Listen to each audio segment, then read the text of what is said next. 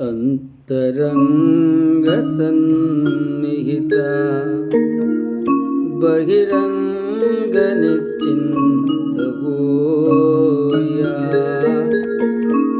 ಅಂತರಂಗ ಸನ್ನಿಹಿತ ಬಹಿರಂಗ ನಿಶ್ಚಿಂತವೋಯ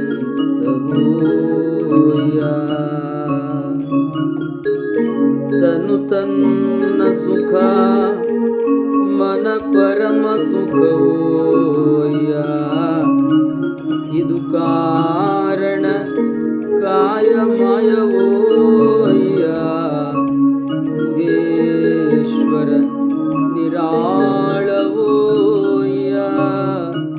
ಗುಹೇಶ್ವರ ನಿರಾಳವೋಯ.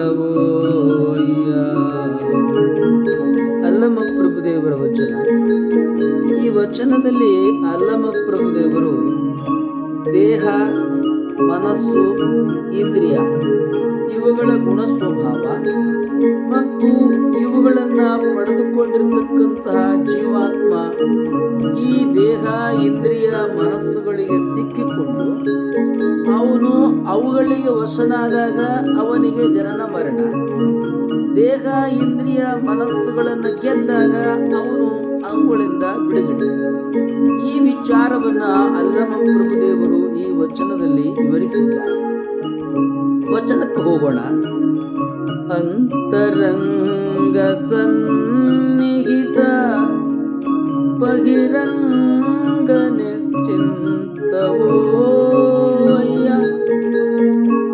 ನಮ್ಮ ಅಂತರಂಗ ಎಂಬುದಾಗಿ ಹೇಳಿದರೆ ಅಂತರಿಂದ್ರಿಯಗಳು, ಮನಚಿತ್ತ ಬುದ್ಧಿ ಅಹಂಕಾರಗಳು ಸನ್ನಿಹಿತ ಅಂದ್ರೆ ನಮಗಧೀನವಾಗಿದ್ರೆ, ಬಹಿರಂಗ ನಿಶ್ಚಿಂತವೋಯ.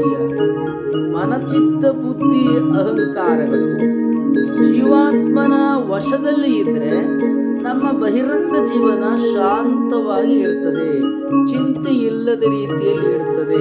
ಯಾಕೆ ಎಂಬುದಾಗಿ ಹೇಳಿದರೆ, ಬಹಿಷ್ಕರಣಗಳಾದ ಕಣ್ಣು, ಕಿವಿ, ಮೂಗು, ನಾಲಿಗೆ, ಚರ್ಮಗಳು ಕೂಡ ಈ ಜೀವಾತ್ಮನ ಅಂಕೆಯಲ್ಲಿ ಅಧೀನದಲ್ಲಿ ಇರ್ತವೆ. ವಚನಕ್ಕೆ ಹೋಗೋಣ. ಅಂತರಂಗ ಸನ್ನಿಹಿತ ಬಹಿರಂಗ ನಿಶ್ಚಿಂತವೋಯ ತನು ತನ್ನ ಸುಖ ಮನ ಪರಮ ಸುಖವೋಯ. ತನು ತನ್ನ ಸುಖ, ಮನ ಪರಮ ಸುಖ. ತನು ತನ್ನ ಸುಖ ಎಂಬುದಾಗಿ ಹೇಳಿದರೆ ಏನು? ಕಣ್ಣು, ಕಿವಿ, ಮೂಗು, ನಾಲಿಗೆ, ಚರ್ಮಗಳು, ಮನಚಿತ್ತ ಬುದ್ಧಿ ಅಹಂಕಾರಗಳು ಜೀವಾತ್ಮನ ಹತೋಟಿಯಲ್ಲಿ ಇದ್ದರೆ ಶರೀರವೂ ಕೂಡ ಜೀವಾತ್ಮನ ಹತೋಟಿಯಲ್ಲಿರ್ತದೆ. ಅವನು ಆರೋಗ್ಯವಂತನಾಗಿರ್ತಾನೆ, ಲೌಕಿಕ ಜೀವನದಲ್ಲಿಯೂ ಯಶಸ್ಸನ್ನು ಗಳಿಸ್ತಾನೆ, ಅನುಭವ ಆಧ್ಯಾತ್ಮಿಕ ಜೀವನದಲ್ಲಿಯೂ ಕೂಡ ಅವನು ಶ್ರೇಯಸ್ಸಿನ ಮಾರ್ಗದಲ್ಲಿ ಹೋಗ್ತಾನೆ. ಅದನ್ನೇ ತನು ತನ್ನ ಸುಖ ಮನ ಪರಮ ಸುಖವೋಯ್ಯ.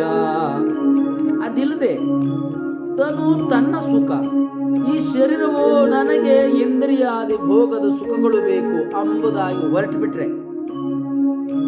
ದೇಹ, ಮನಸ್ಸು, ಇಂದ್ರಿಯ ಇವುಗಳು ಒಂದು ದಿಕ್ಕು, ಕಣ್ಣು, ಕಿವಿ, ಮೂಗು, ನಾಲಿಗೆ, ಚರ್ಮ ಮತ್ತು ಶರೀರ ಇವು ಒಂದು ದಿಕ್ಕಾಗಿಬಿಡ್ತದೆ. ಅದಕ್ಕಾಗಿ ತನು ತನ್ನ ಸುಖ ಮನ ಪರಮ ಸುಖವೋ ಅಯ್ಯ. ಶರೀರ ನಮ್ಮ ವಶದಲ್ಲಿದ್ದರೆ, ಬಹಿರೇಂದ್ರಿಯಗಳು ನಮ್ಮ ವಶದಲ್ಲಿದ್ದರೆ ಮನಸ್ಸು ಕೂಡ ಪರಮ ಸುಖದಲ್ಲಿ ಇರ್ತದೆ. ಏನು ಪರಮ ಸುಖ ಎಂಬುದಾಗಿ ಹೇಳಿದರೆ ಸಚ್ಚಿತ್ ಆನಂದ.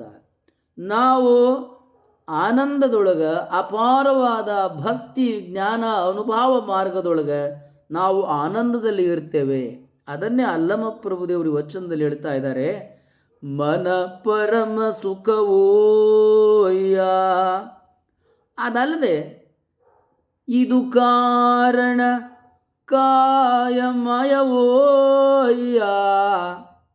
ಈ ಶರೀರವನ್ನು ನಾವೇನಾದರೂ ನಂಬಿಬಿಟ್ರೆ ಅದೇನದು? ಅದು ಕಾಯ ಮಾಯ. ಇವತ್ತು ಯೌವನ, ನಾಳೆ ವಾರ್ಧಕ್ಯ, ಮತ್ತೊಂದು ದಿನ ಸಾವು. ಮತ್ತೆ ಮತ್ತೆ ಜನನ ಮರಣ ಇವುಗಳು ಜೀವನಿಗೆ ಬರ್ತಾನೆ ಇರ್ತವೆ. ಆದ ಕಾರಣ ತನು ತನ್ನ ಸುಖದ ಕಡೆಗೆ ಹೋಗಬಾರದು, ಜೀವಾತ್ಮನ ಹತೋಟಿಯಲ್ಲಿ ಇರಬೇಕು. ಬಹಿರಿಂದ್ರಿಯಗಳು ಅಂತರಿಂದ್ರಿಯಗಳು ಕೂಡ ಜೀವಾತ್ಮನ ನಿಗ್ರಹದಲ್ಲಿರಬೇಕು. ಆಗ ಮನ ಪರಮ ಸುಖವೋಯ್ಯ ಇದು ಕಾರಣ ಕಾಯ ಮಾಯವೋಯ್ಯ.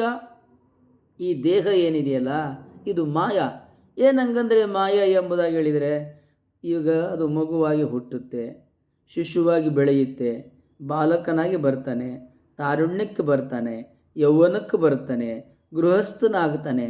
ಹೀಗೆ ಹಂತ ಹಂತದೊಳಗೆ ಈ ಶರೀರ ಬೇರೆ ಬೇರೆ ಭಿನ್ನ ಭಿನ್ನ ಅವಸ್ಥೆಗಳಿಗೆ ಒಳಗಾಗ್ತದೆ. ನಮಗೆ ಆಶ್ಚರ್ಯ ಆಗೋಗ್ತದೆ.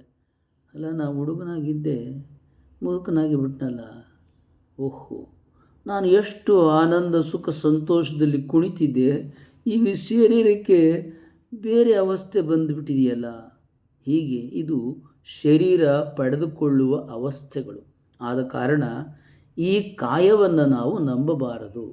ದೇಹವನ್ನು ರಕ್ಷಿಸಬೇಕು, ಆರೋಗ್ಯವನ್ನು ಕಾಪಾಡ್ಕೋಬೇಕು. ದೇಹ ಇಲ್ಲದೆ ನಾವು ಇರೋದಲ್ಲ, ಇಂದ್ರಿಯಗಳಿಲ್ಲದೆ ನಾವು ಬದುಕೋದಲ್ಲ.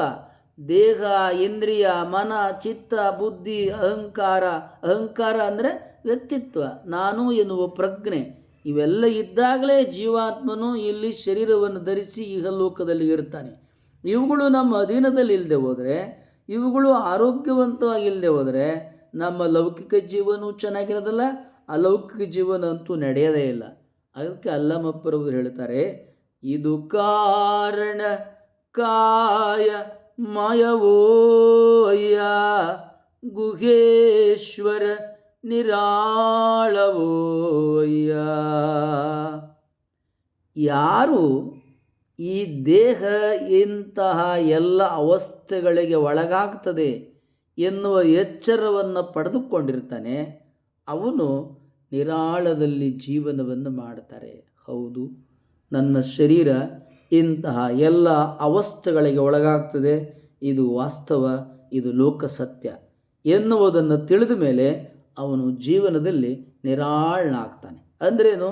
ಹುಟ್ಟಿದ ಎಲ್ಲ ಮನುಷ್ಯರಿಗೆ ಇಂಥ ಎಲ್ಲ ಅವಸ್ಥೆಗಳು ಶತಸಿದ್ಧ, ಸಾವು ಒಂದು ಕೂಡ ಶತಸಿದ್ಧ ಎನ್ನುವುದು ಅರ್ಥ ಮೇಲೆ ನಿರಾಳವಾದಂಥ ಜೀವನವನ್ನು ಲೌಕಿಕದಲ್ಲೂ ನಡೆಸ್ತಾನೆ, ಅಲೌಕಿಕದಲ್ಲೂ ನಡೆಸ್ತಾನೆ.